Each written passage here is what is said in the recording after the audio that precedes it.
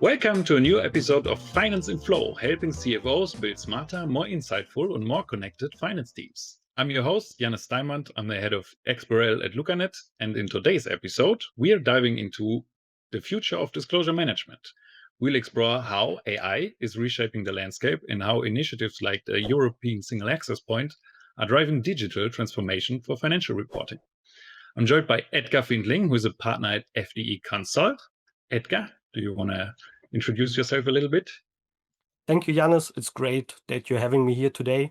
My name is Edgar. I worked previously also at Lucanet, started in consulting, then also been in sales, like really selling our great solutions already back then. And now more than happy to really keep working with this, the solutions, the new one, the CFO solution platform, and make our customers happier every day.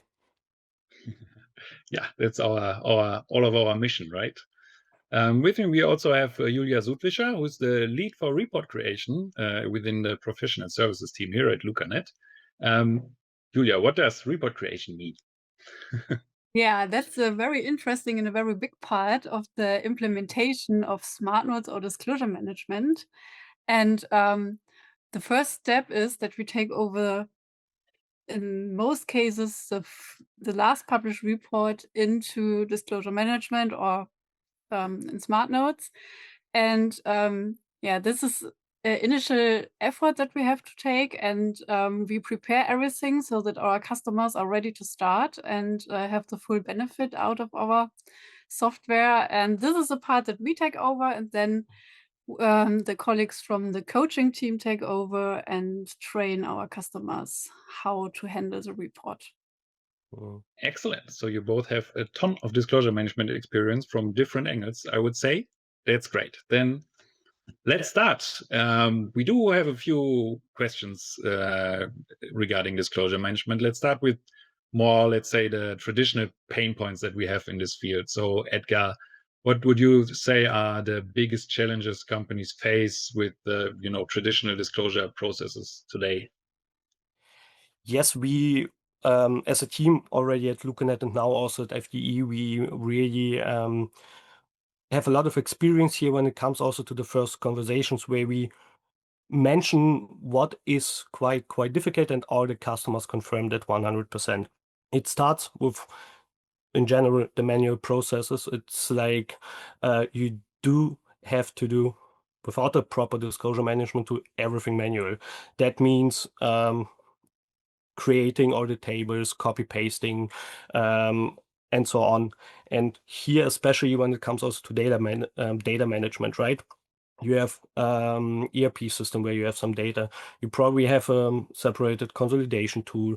You have several Excel files and so on. And bringing all of these different data sources together is quite a challenge. And probably one of the biggest pain points, especially if something changes and you want to update your report, when it comes to adjustments, which are usually also done last minute. That's absolutely painful, and everyone hates it. People are stuck in the room for hours before they have to publish, and that's just not nice. And I'm happy we can help here.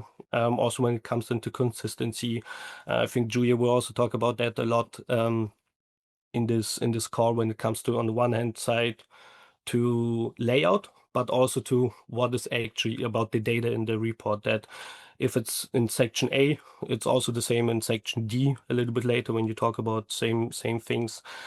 This is absolutely painful if you do it manually here. Also, when it comes to who did what and when changes, different versions. The one colleague has probably a final version on the desktop. The other one has final version number 2. Who's here in the lead, right? Also, when it comes then to get everything audited, ready for the audit, it's important to provide proof what kind of changes happened, who did it, and in the best case also why.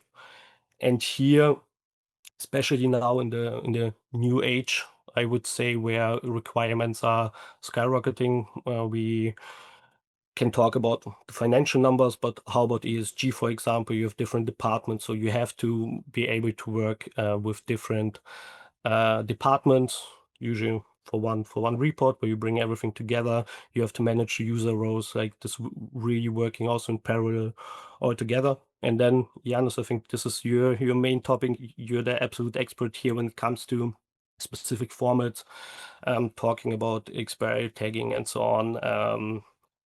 Doing this without the disclosure management tool nowadays is, yeah, you have to be a superhero probably for that. Yeah, I fully agree. From my perspective, I cannot even imagine creating these reports without a disclosure management system, right? Either you have a lot of different parts of your report lying around, and then you need to bring them all together at a certain point in time, and it needs to work out, or you have a golden nugget that's somewhere on a network storage, and you need to be very careful with that one because that's all of your work, right? So that's for me. I can't imagine doing that manually without a proper tool. You mentioned I think you talked a little bit already about the process, but Julia, you have a ton of experience there, right? You have implemented probably hundreds, if not more, reports. From your experience, what bottlenecks do you see most frequently when creating reports?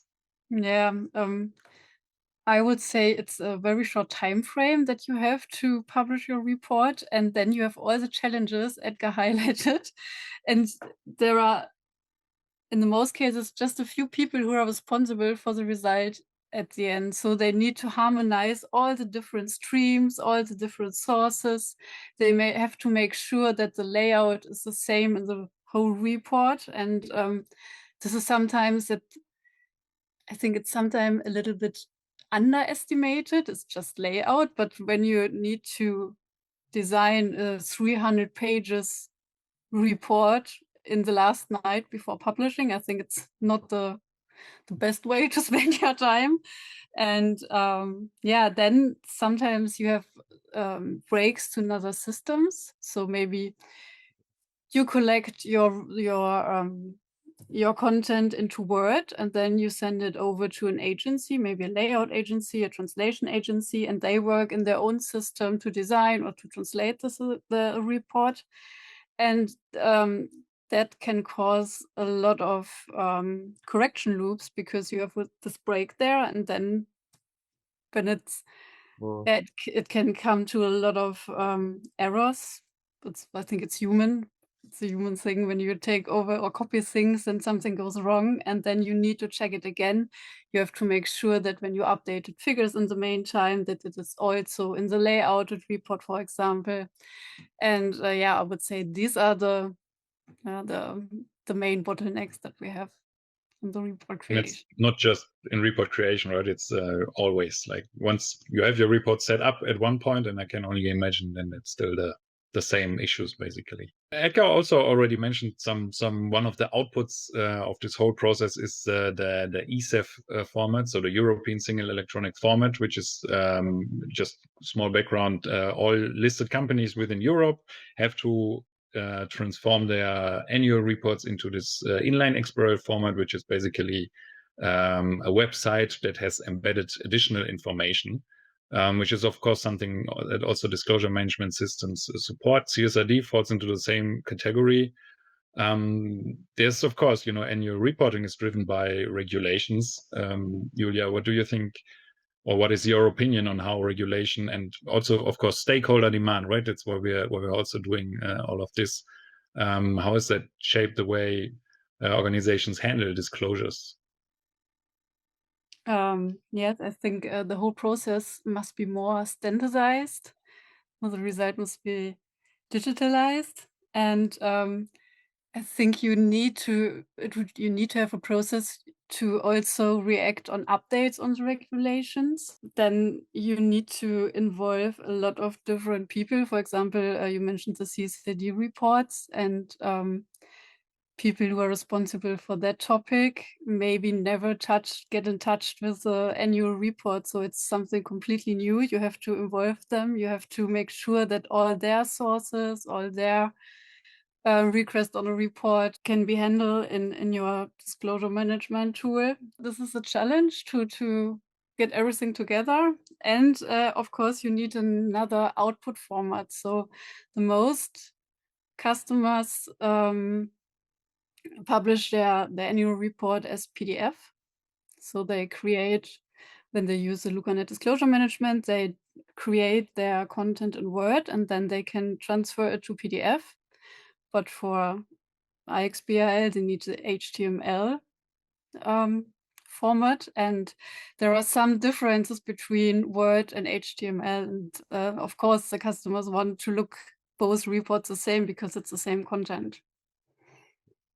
Yeah, so it's definitely, regulation is definitely adding several layers of complexity to the process, right? You have all of a sudden in one report multiple stakeholders internally, right? Because you have the sustainability and the financial reporting in one report, but it's also multiple stakeholders externally that look at the same report, right? There's different people that might be interested in the financial part and in the sustainability part. Edgar, how are your clients reacting to all these new mandates and requirements? In the beginning, they're definitely overwhelmed because they are used to how they have done things over the last, I don't know, 20 years, for example, if they are working in this field already for quite some time, right? So in the beginning, they're definitely overwhelmed and they're like, okay, how can I handle such a specific topic? Because it's important, the report has to be compliant, it has to have everything what is requested, right? So and then on top, obviously it's next to the normal work. Like it's always for them extra work. So they are in the first place always a little bit overwhelmed. They've probably seen already the need to standardize and digitalize, how also Julia said it. But it worked somehow, right? It worked. How they've done it, it worked, all good. But now with new requirements, more specific, it's getting more important. It's stressful for them. But then luckily it's kind of giving them also the last push to improve, not just for this specific case now for the new requirements, but also to improve the existing processes already, to standardize them, to digitalize them, to really think about what matters and what's important to their work, so they can focus on the things that actually add value, like what do these numbers mean, what is behind them, etc.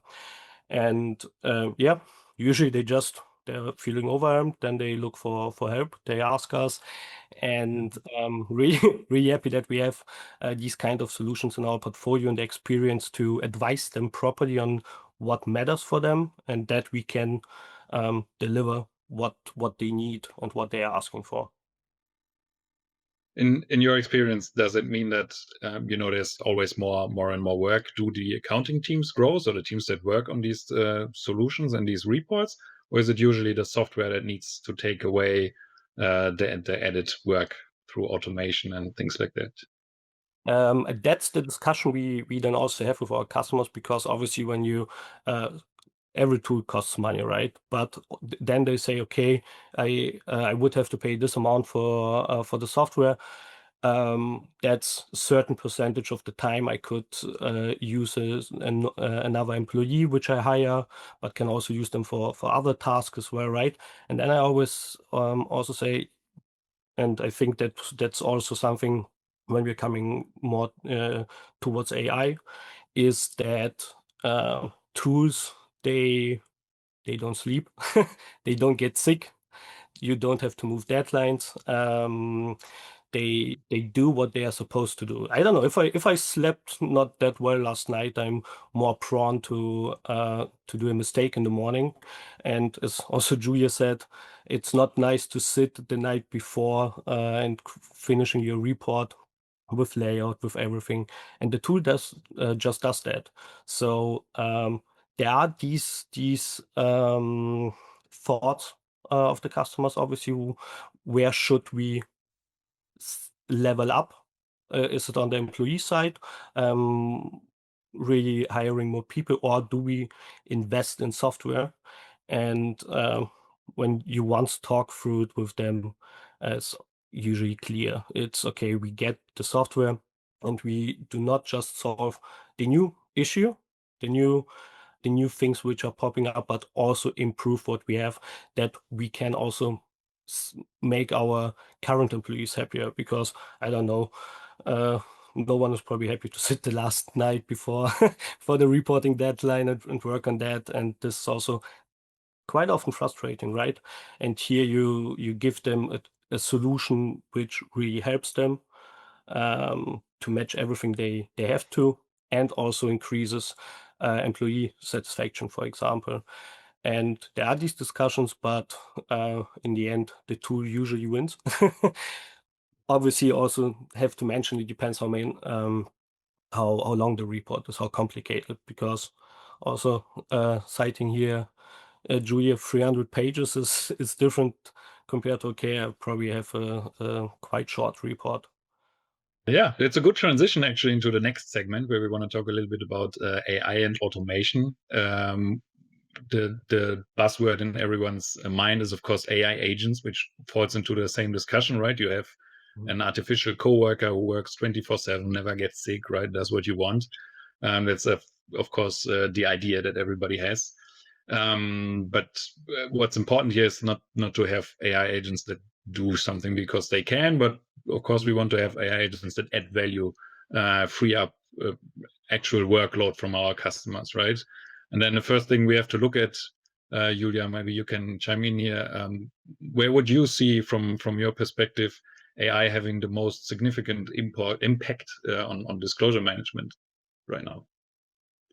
Yeah, right now I think we are still at the beginning. It's of course we think about it, and we have the first AI functionalities into disclosure management. But I think when we look into the future, it will create more space for quality checks, so that we can focus on the quality and not on this manual work, of this repetitive work that you do a lot. For example, those checks if all figures are correct, if the layout is correct. These are all things that in the process of report creation takes a lot of time and can be very annoying, I think. When you clean something up, someone else working on it, and then you start again. And I think AI can there really support to make the life and the process a little bit easier and get rid of those manual steps you have to take again and again and again. And yeah, currently we're testing the first functionality in disclosure management. So we have an assistant, an AI assistant that helps to prepare the tables. So what we do when we create a report, we have to build up the tables in disclosure management. And then the goal is that we can link the figures in the tables to our, for example, consolidation system. Therefore, we have to mark or define the ranges so that the disclosure management knows which figures I want to see here. Is this the current year? Is this the previous year? And we are currently testing an assistant that that take over this manual steps for us. So we can click on a button and then it says, okay, here you have the figures for the current year. These are the figures for the previous year. Should I define those ranges? Then you confirm, and then you are done with the table. And I think this is very, very time saving. Right. It sounds like it's the first steps to a fully automated report agent in a way, right? So of course, you know, the idea would be, here's my consolidation system, you do the rest, right? But in my mind, disclosure management is particularly still very user heavy, right? So you will always want to look exactly at the wording, look exactly at the layout, also give reviews. You need to work with your auditor, right? So having here are my numbers, give me my report process. I don't see that entirely, right? But there's of course a lot of things in the process that you described and can probably be automated. Edgar, what if you think about it, about your customers, right? What AI applications are your customers excited about, or maybe also skeptical of, or how is the feedback in general? AI is still quite a new topic, right? Usually they're really excited about it, because I already got a couple of years ago a request from a customer, for example, when are there more AI features? Like was 1.5 years ago, because they said we don't want to look for differences, for example, on our own menu. We want an AI agent who tells us exactly, okay, this is the new number, that's the old one, and why it changed like it did. Obviously, they are all a little. It also comes to being a little bit skeptical. Can we really trust it? Especially when you talk to different stakeholders. Talking about the people who actually create the report and have to write it, they obviously really excited about that they can just put in notes and a proper text will, properly written text will come out. Or that, for example, this, as Julia mentioned, the Excel table creation is quite annoying. Like, I've done that myself. It just takes time, and it's nice if something an AI solution can do that for us. It also shows how our work will change when it comes to that. That we have to focus more on also train the users, focus more on change management here, analyze the processes and so on.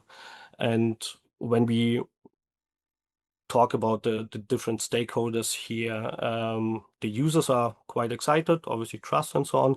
When it comes to the IT department, for example, their main job is to take care that everything works in a safe environment. Data security is really a thing, and here it's also really important to build trust and that the whole process is properly streamlined, that everything is within the guidelines of the companies, and that everyone is also trained and aware of what kind of benefits it can add to your work, but also what does it mean if I upload company specific data in ChatGPT. Like, should probably not do that. And all in all, everyone really excited. From a user perspective, who's responsible to manage everything around is probably a little bit more skeptical and needs clear guidance over here. Yeah, that is actually also a lot of the questions that we get from the clients, right? Like, where is the AI actually processing my data? So from a geographical perspective, right? Is that still in Germany or in Europe? Is this data being used to train? And all of these are questions that are on the minds of our customers right now. And of course, we are addressing all of them, right? It's one of the great advantages of our platform that we can centrally create a solution that takes care of all of these concerns automatically, right? But of course, it's relatively new, everything, and we need to clearly communicate that all of these things are actually taken care of and not as much of an issue as some of the IT departments of our clients actually think, right? But I think what you mentioned is already a good start, right? So at some point, finance teams have to start on their AI journey also in disclosure management. Of course, governance and all of these things are a good start. But if you think more about the users themselves, how would you start on that journey? I would first of all analyze the current processes and like really define. Also, probably get someone external to have an external view on that. What can be standardized here? Where can we use AI really to get the most out of it? Because obviously you could also just use it. If I think of also a lot of friends of mine, a lot of people now, let's get a basic example. They're not using Google anymore. They just ask ChatGPT. Is it helpful? Yeah, it is, but does it give you the most out of AI? Probably not. So you really need also most likely an expert here who knows AI, knows the potential, and then is able to use all of that on your specific case. So you need to analyze your processes, define what can be standardized, where can we add the most value through AI. Also make sure that the people see, and this is again a lot about change management, that they are aware of AI is not taking the work. AI is changing it. that they can actually focus on work which matters more, I would say. It's not that everything matters to the business outcome, obviously, and has an important part bringing here to the table, but that you can just focus on work which is adding more value to what you do on a daily basis as well. And here, as mentioned before, guidelines, policies, and trainings are super important. And then I would say you just have to get started, because sometimes you figure out on the way, like you probably focus on one process, and then while you're implementing an AI for that, you realize, okay, there's also something else which I was not aware of. So you also discover a lot during that whole process, and then you realize how cool it is to work with it, to improve, and that it gives you also more freedom. Julia, would you agree to the statement that AI is not taking away your work? Because I think in the report creation team, a lot of your work is quite repetitive and good targets for automation. Do you have any concerns in that direction? Of course, it takes some of our daily business away, but this must not be the worst case. So it's maybe a good thing that creates also space for other things. So in the report creation, of course, the quality check is a big thing, a big issue. The layouting is a big topic, and also the handling of the layout we have. And this is something we can focus more on, because we don't. Yeah, because AI takes over some of our current tasks, so that we can spend more time on other tasks, maybe tasks where we don't have so much time in a project or in a process. It's not a danger for us. It's like a new team member maybe who supports us in the process and takes over the work nobody wants to do. I think the first step is to build a little bit trust in the AI, so that you maybe talk about this fear that AI will replace you, and to build trust that it really brings you benefits to your daily work. And I think this is the first step to do. Also, probably to add on that, I remember when I talked the first time with Philip, the godfather of our disclosure management solution we're talking here about, right, as well. And when he told me about all the AI features which are coming in the future, and I looked at him, I'm like, that sounds amazing, but it's destroying the whole consulting department, consulting companies. Like looking on at myself, also running now a consulting firm, right? And the first place I've worked, okay, you will cost us a lot of work, a lot of revenue, but definitely it's just changing in the end the way we're working, and will in the long run definitely help us more and make the customers happier. And it's all about service. The reports that have to be created will be or are in XHTML, which is basically a web page that you can look at in your browser, right? And these days, we still see a lot of companies in the space that basically just convert a PDF or a Word document into an XHTML representation. So when you open it in your browser, you still have to scroll down and you still have pages, right? You can print it properly, but if you look at it on your tablet or your phone, then it will not, it's unreadable basically, right? There has always been a movement to have online reporting on top, right? Where you have your annual report as a PDF, which is your legal document basically. And then you also have a more interactive online presence on your web page. Now, I was on a call with the European Securities and Market Authority this morning in a working group, and there they shared a little bit more details about the European Single Access Point, which is an EU initiative which will be released in 2027, with the first reports coming in 2028. That will collect all the ESEF reports and CSRD reports and a lot more reports in one single place. So the preparers still have to send it to their local authority, right? Bundesanzeiger, for example, in Germany, but they will forward it to the ESEF. And the goal of the ESEF is, of course, to make this data as accessible as possible and as transparent as possible. And they confirmed this morning that they will actually have, you will easily be able to search for the company that you're interested in. And then it will also on the web page show you how this report looks like, right? And then the audience for these reports is, of course, exploding, right? Because this is really easy to find. You don't need to go to one of these 27 OEMs.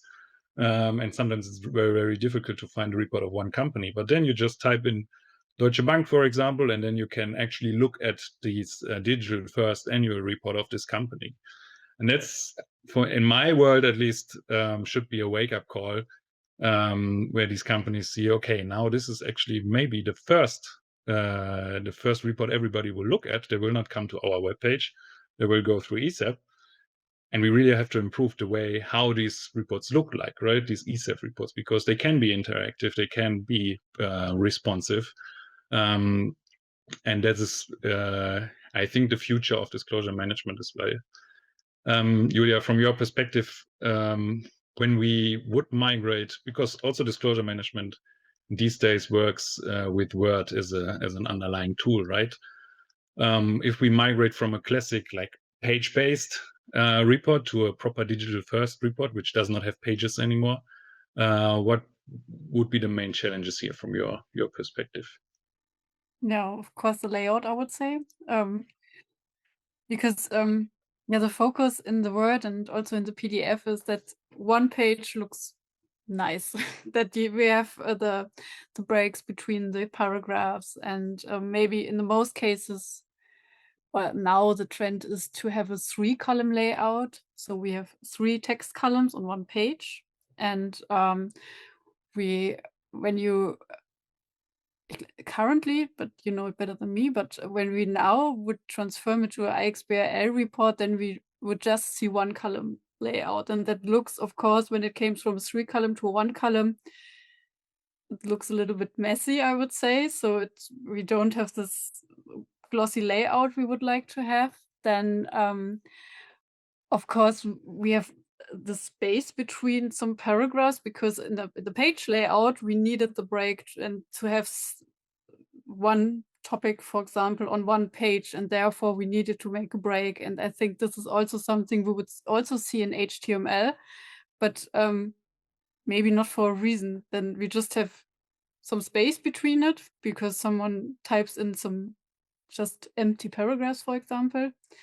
And I think this is a challenge, to have a layout that looks good in PDF and also in HTML, so that it's an easy conversion from Word to HTML.